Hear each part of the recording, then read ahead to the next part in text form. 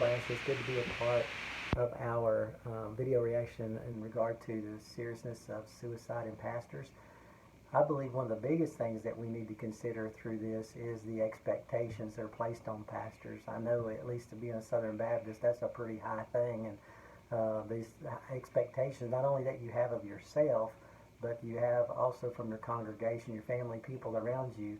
And the bar is often set too high that the expectations or the goals that are out there that you try to reach or attain sometimes are unreachable. And if you don't meet those expectations or those goals or whatever it may be, that there is a sense of failure, there's a sense of self-doubt. You start doubting yourself, and then you have a tendency to start feeling isolated and lonely. You get withdrawn, and you start avoiding people and that kind of thing, and that's not healthy.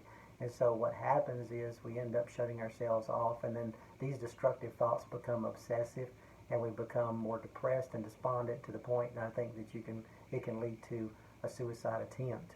And so one of the things we need to understand is 70%, according to Schaeffer Institute, 70% of all pastors experience or fight, rather, depression to some degree. In medicine, I've treated many pastors and placed on medication for depression.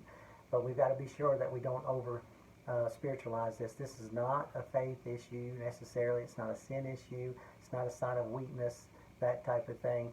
This is a real problem that we all have in the flesh, you know.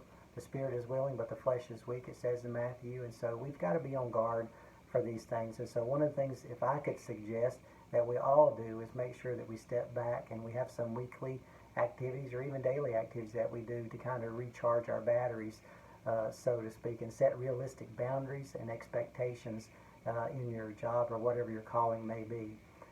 So I hope this has been helpful. Good to be with you again. God bless.